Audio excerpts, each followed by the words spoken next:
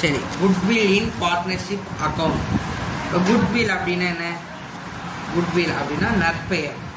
ஒரு கம்பெனிக்கு நான் கம்பெனி நல்ல கம்பெனி அப்படின்னு சொல்லுவாங்க, அதான் நற்பெயர். இந்த பார்ட்னர்ஷிப் அக்கௌண்ட்டில் அந்த நற்பெயர் அப்படின்பாங்க. இது அதான் goodwill is a good name or a reputation of the business which bring benefit to the business. இது 2 மார்க்கில் அந்த கொஸ்டின் கேட்பாங்க. What is goodwill? Define goodwill அப்படின்னா இது கேட்கும். It is an intangible asset. இது வரைக்கும் இல்லைன்னா 2 மார்க் கட்டணும். குட்வில்னு இது விளக்கம் இதுதான். இதுதான் சரி. அப்புறம் இந்த இதை படிச்சுக்கலாம். ஒரு குட்வில் வந்து எந்தெந்த சூழ்நிலைகளை மதிப்பிடுவாங்க? when there is a change in the profit sharing ratio. அவங்க லாப பயிர் விதத்தில் என்ன செய்யும்? மாற்றம் ஏற்படும் போது என்ன செய்வாங்க? இந்த குட் நற்பெயரை கண்டுபிடிப்பாங்க. இன்னொன்று, when a new partner is admitted. ஒரு புதுசாக ஒரு பார்ட்னர் வந்தால் அந்த நேரத்தில் என்ன செய்வாங்க? அந்த குட்வில்லை கண்டுபிடிப்பாங்க. இன்னொன்று, when an existing partner retreats from the firm or when a partner dies. ஒன்று என்ன செய்தாரு? ஒருத்தர் வெளியே போகிறாருன்னு ஒருத்தர் இறந்து போகிறாரு அப்படின்னா இது கண்டுபிடிக்கும். இன்னொன்று, when a partnership firm is dissolved. என்ன firm முடிய போகுது, அதே நடத்த முடியாத சூழ்நிலை வரும்போது இது பண்ணுவோம். இதை படிச்சுக்கோங்க. 2 மார்க்கில் கேட்பாங்க. அதோட கொஸ்டின் வந்து இங்கே இருக்கு.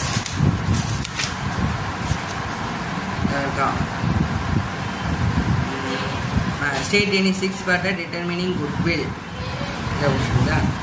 What is goodwill in that? ஓகேயா? சரி, இப்போ இந்த குட்வில்லை பொறுத்த வரைக்கும் நம்ம மொதல் மெத்தட் ஒன்று கொடுத்துருக்காங்க, சிம்பிள் ஆவரேஜ் ப்ராஃபிட் மெத்தட். இந்த சிம்பிள் ஆவரேஜ் ப்ராஃபிட் மெத்தடுக்கு 2 ஃபார்முலா இருக்குது. ஃபஸ்ட்டு குட்வில் கண்டுபிடிக்க என்ன formula? Average profit into number of years of purchase. Average profit கண்டுபிடிக்க என்ன formula? Total profit by number of years. சரியா? இந்த illustration 1 4th lesson 1 illustration 1 பார்க்கலாம். The following are the profits of a firm in the last 5 years ஓட profits கொடுத்துருக்காங்க. சரியா? Calculate the value of goodwill at 3 years of purchase, profit of 5 years. சரியா? இப்போ first என்ன மெத்தடுன்னு நம்மளால கண்டுபிடிக்கும். Average profit method. இப்போ ஆவரேஜ் ப்ராஃபிட் மெத்தடில் குட்வில்க்கு என்ன formula? Average profit into number of years of purchase. முதல்ல நம்ம ஃபார்முலாவை எழுதணும். நோட்டில் எப்படி எழுதணும்னா,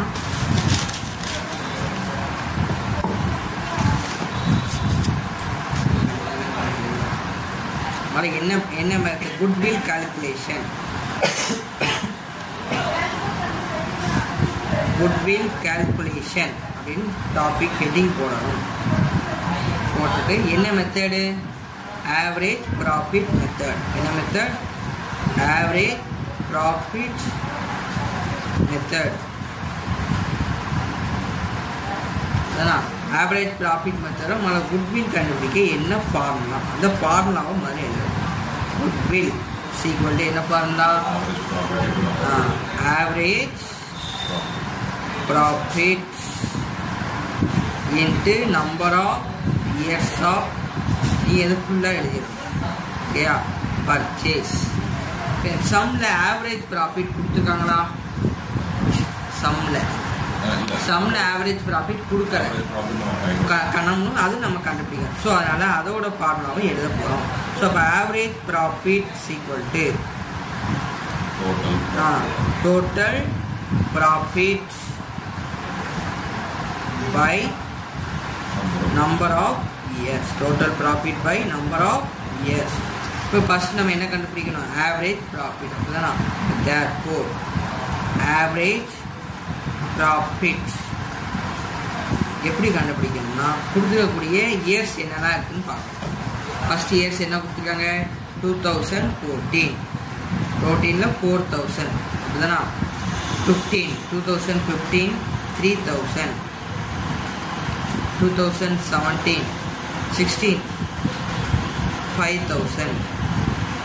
2017 4500. 2018 3500.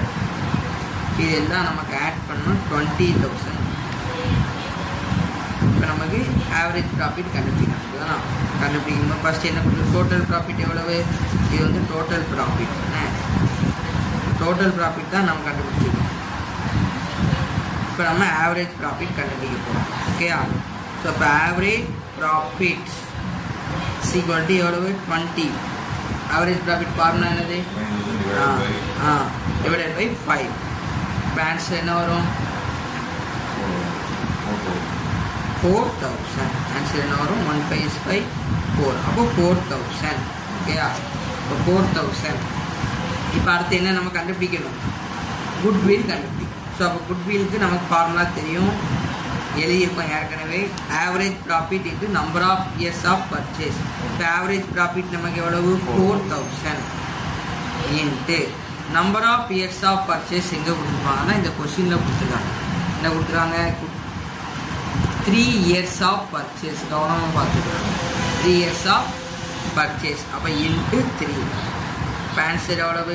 12,000. 12,000 ஆன்சர். சூப்பர் ப்ராஃபிட் மெத்தட் பார்க்கணும். சூப்பர் ப்ராஃபிட் மெத்தட்னா என்னன்னா உயர் லாபம். உயர் லாபத்தில் குட்வில் கண்டுபிடிக்கிறது எப்படி அப்படின்னு பார்க்கணும். சரியா? இந்த குட்வில் கண்டுபிடிக்கிறது நம்ம ஃபார்முலா தெரியும். அதுதானா? இப்போ குட்விலுக்கு என்ன கொடுத்துருக்காங்க? Super profit into number of years of purchase. ஓகேயா? ஃபஸ்ட்டு நம்ம என்னென்னா சம் 8 இல்லுஸ்ட்ரேஷன் 8 பார்க்கணும். இந்த ஃபார்முலா எல்லாத்தையும் எழுதுனா 2 மார்க் 3 மார்க் தியரியில் கேட்பாங்க. சூப்பர் ப்ராஃபிட் மெத்தடோடைய கொஸ்டின்.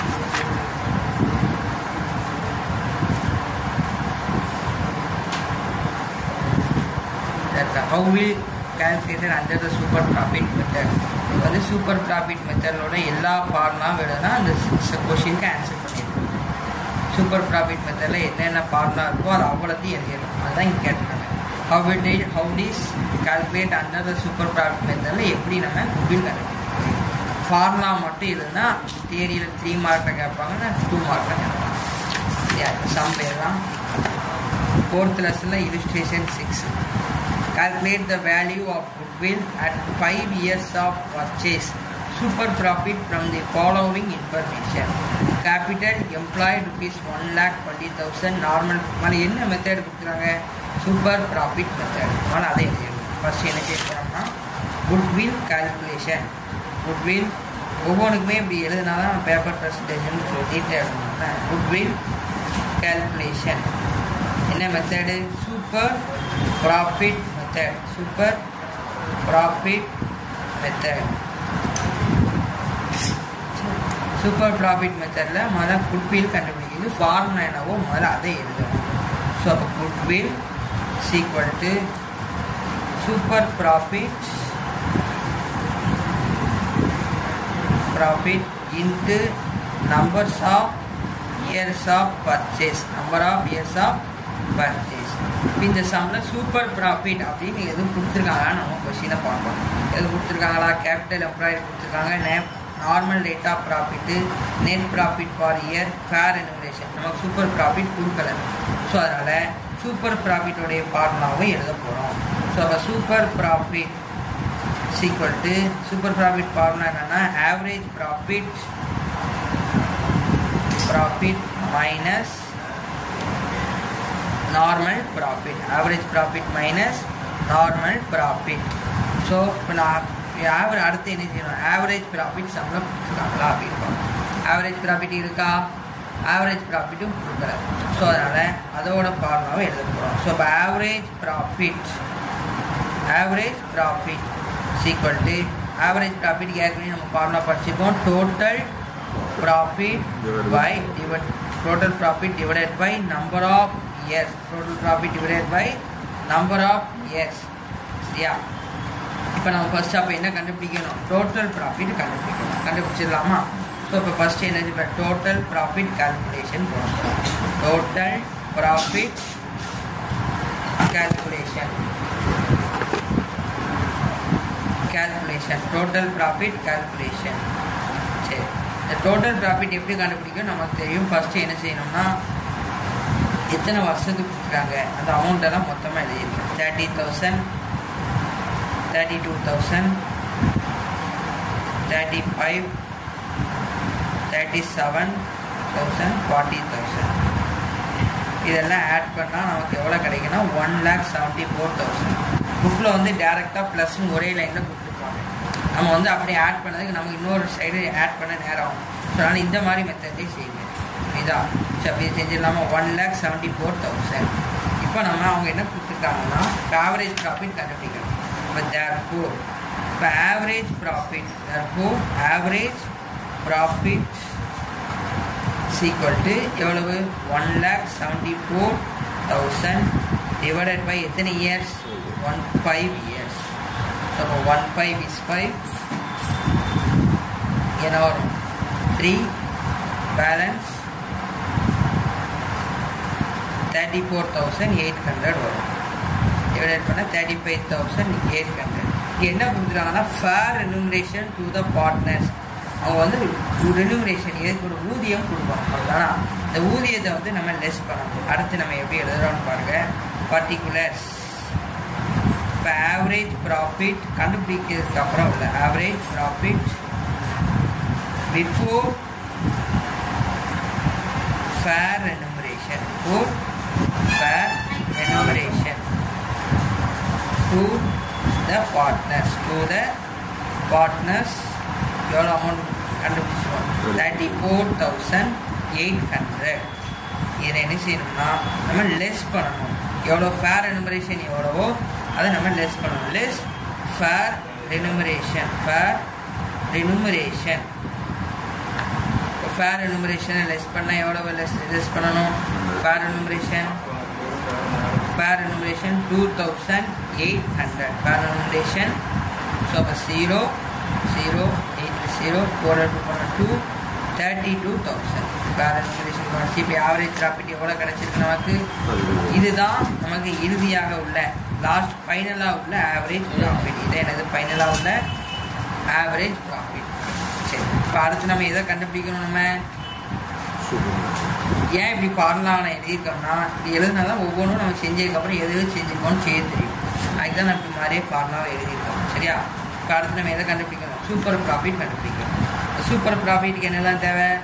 ஆவரேஜ் ப்ராஃபிட் தேவை, நார்மல் ப்ராஃபிட் தேவை. சம்மில் என்ன செய்யுன்னா நார்மல் ப்ராஃபிட் அவங்க கொடுத்துருக்காங்களா? கொடுக்கல. நார்மல் ப்ராஃபிட் என்ன செய்யலை? கொடுக்கல. ஸோ அதனால் நம்ம அடுத்து நார்மல் ப்ராஃபிட்க்கும் நம்ம ஃபார்முலா இது மாதிரி எழுதியிருக்கணும்னு எழுதலை. ஸோ அப்போ நார்மல் ப்ராஃபிட் ஃபார்முலா என்னது? Capital employed into normal rate of return. ஓகேயா? ஸோ இப்போ கேபிட்டல் எம்ப்ளாய்டு எவ்வளோ கொடுத்துருக்காங்க? Capital employed fees 1,20,000 1 lakh into normal rate of return. Normal rate of return எவ்வளோ கொடுத்துருக்காங்க? நார்மல் ரேட் ஆஃப் ரிட்டர்ன் 20% கொடுத்துருக்காங்களா? So அப்போ 20% நம்ம 20/100 போடணும். ஸோ அப்போ இந்த 0 போயிடும், இந்த 0 போயிடும். மீதி எவ்வளோ இருக்குது நமக்கு? 12,000. இந்த 12,000 தான் ஆவரேஜ் ப்ராஃபிட், நார்மல் ப்ராஃபிட். இப்போ நம்ம அப்போ என்ன செய்யணும்? சூப்பர் ப்ராஃபிட்டுக்கு தேவையான ஆவரேஜ் ப்ராஃபிட்டும் நம்ம கிடச்சிட்டு நார்மல் ப்ராஃபிட்டும் கிடச்சிட்டு. இப்போ நம்ம அடுத்து என்ன செய்ய போகிறோம்னா சூப்பர் ப்ராஃபிட் செய்ய போகிறோம். என்ன செய்ய போகிறோம்? Super profit. இந்த சூப்பர் ப்ராஃபிட் ஃபர்ஸ்ட் எது தேவை நமக்கு? Average profit. இப்போ ஆவரேஜ் ப்ராஃபிட் எவ்வளோ கொடுத்துருக்காங்க? 32,000 மைனஸ் நார்மல் ப்ராஃபிட் எவ்வளோ நமக்கு கிடச்சிது? 12,000 கிடச்சிருக்கு. ஸோ அப்போ இதை சப் பண்ணால் நமக்கு எவ்வளவு? 20. இது நமக்கு எவ்வளோ கிடைச்சி? சாரி, இது 12 2 மல்டிப்ளை பண்ணோம். இதுதான் 24. ஓகே, 24,000 எவ்வளோ பர்சன்ட்? அப்போ இது சப் பண்ணால் நமக்கு எவ்வளவு? ₹8,000. எவ்வளவு? ₹8,000. ஓகே, 8,000. அடுத்து நம்ம எதை கண்டுபிடிக்கணும்? சூப்பர் ப்ராஃபிட்டும் கண்டுபிடிச்சாச்சு, குட்வில் கண்டுபிடிச்சிடலாம்.